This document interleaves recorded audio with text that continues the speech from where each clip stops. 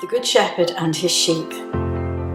Very truly I tell you, Pharisees, anyone who does not enter the sheep pen by the gate, but climbs in some other way, is a thief and a robber. The one who enters by the gate is the shepherd of the sheep. The gatekeeper opens the gate for him, and the sheep listen to his voice. He calls his own sheep by name and leads them out.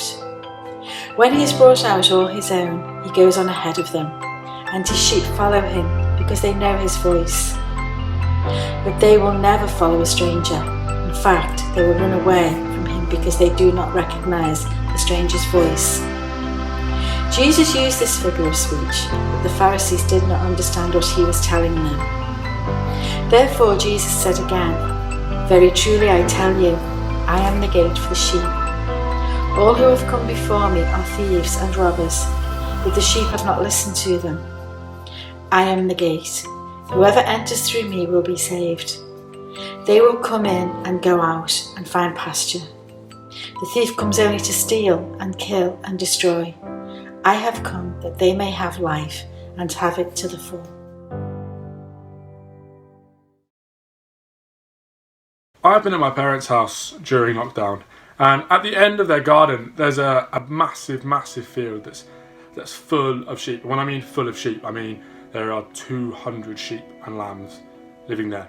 Every year when I grew up, I used to love looking at the sheep and the lambs and picking out when the lambs first appeared in the spring, and watching the mother sheep, the ewes, caring for their lambs, and it was amazing. So cool to be able to see life happen with these sheep.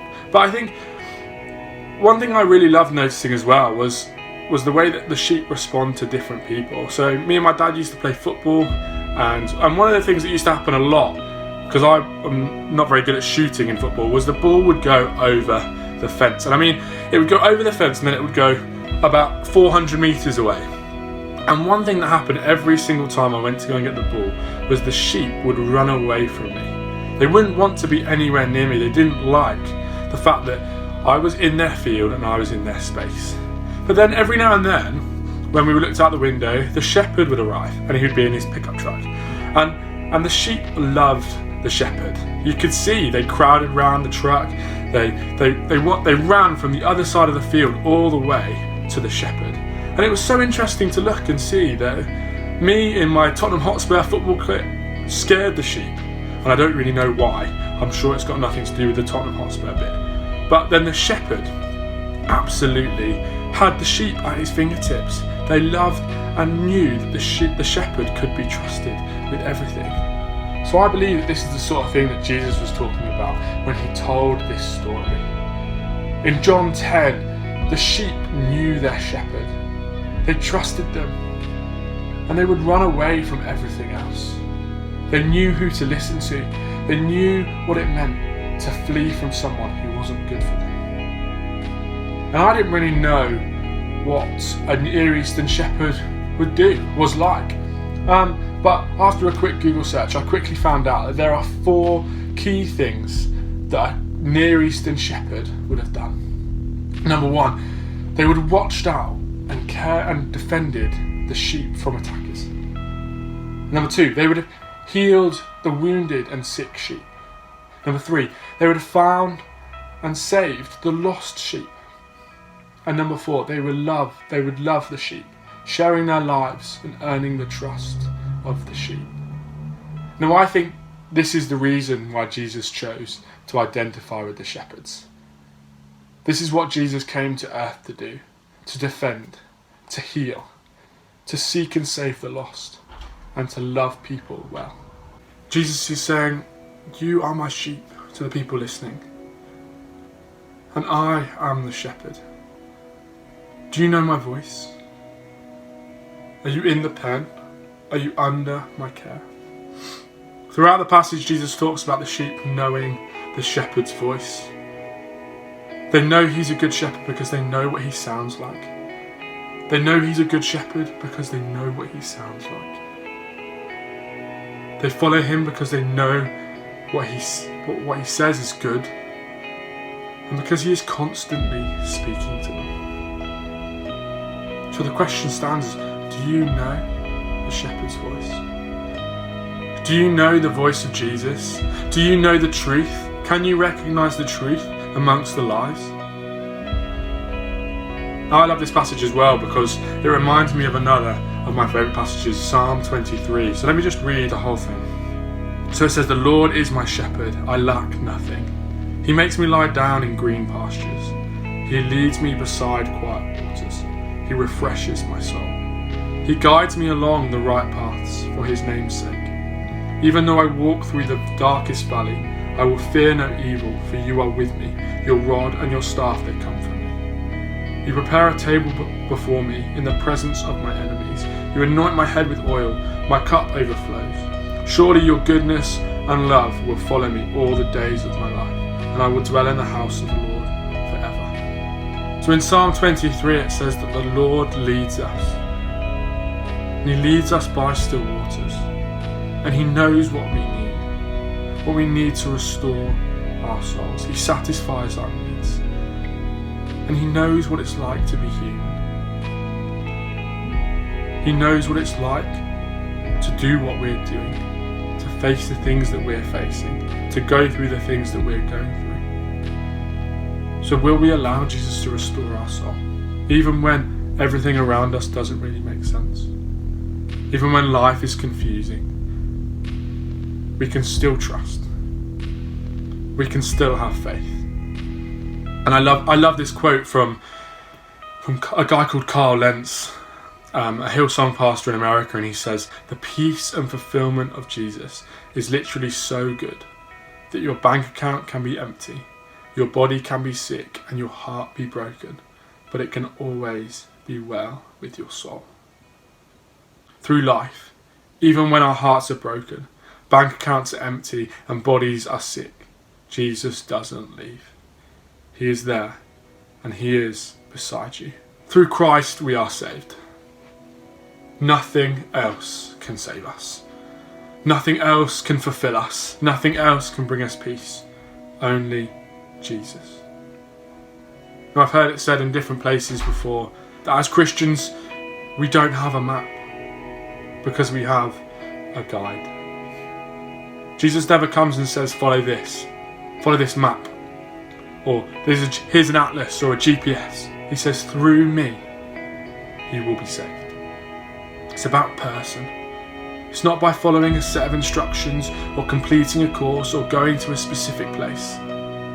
It's about following and knowing a person and putting your trust in them. The shock of this passage for the people at the time would have been the way that Jesus presents himself as the only way to salvation. The people at the time, the religious leaders, trusted in their rituals, in their sacrifices. But Jesus comes and says, it's about me. Follow me. Trust me. Hear my voice. So do you know his voice? Do you know the Good Shepherd's voice? Maybe we should be less concerned where we're going and more concerned with the person who's leading the way. I love this quote from Teresa of Avila, and it says, "It is presumptuous in me to wish to choose my path, because I cannot tell which path is best for me. I must leave it to the Lord, who knows me, to lead me by the path which is best for me, so that in all things his will be done." Are you asking for his will to be done? At this time, it's so easy to get caught up in everything that is happening all around that we forget to listen to what is true. We forget to engage with the things that we know are never changing. Because that's the thing about the Good Shepherd. He never changes. Regardless of what's going on, regardless of where we are in our lives, he is the same yesterday, today, and forever.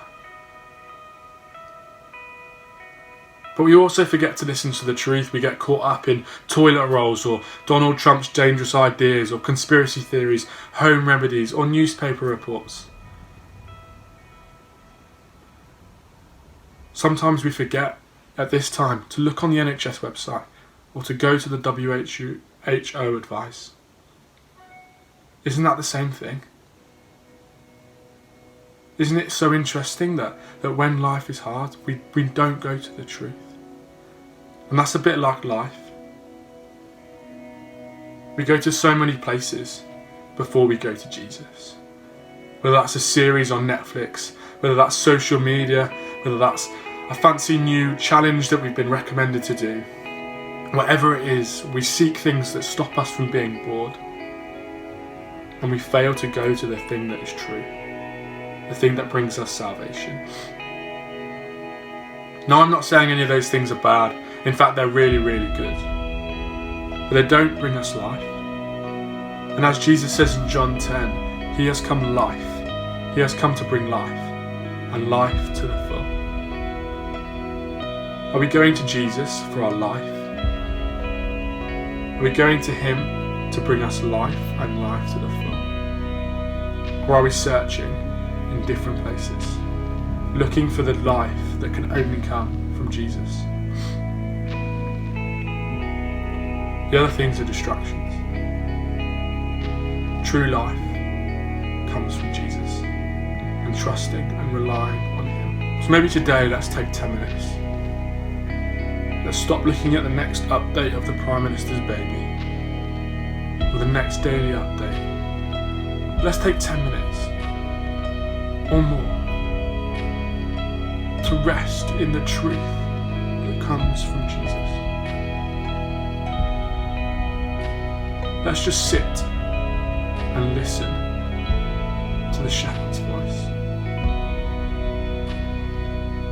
Not filling it with words or requests or things we wish would happen.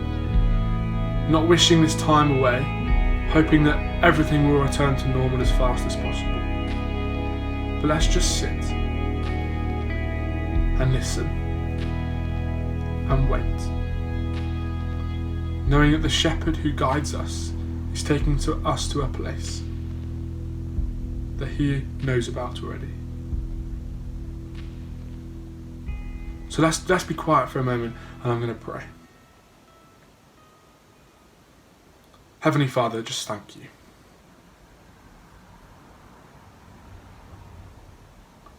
Thank you that you've never left, that you've never gone away, and that you're always here.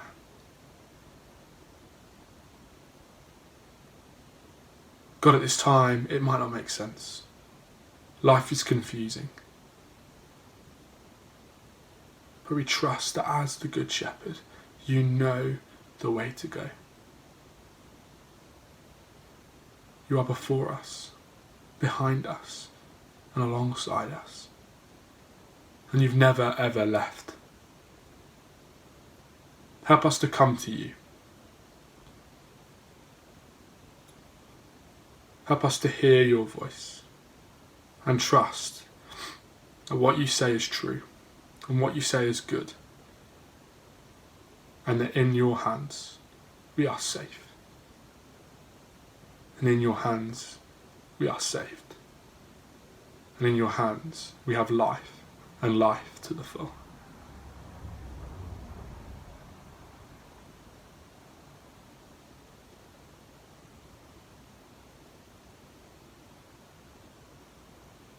In your name, Father. Amen.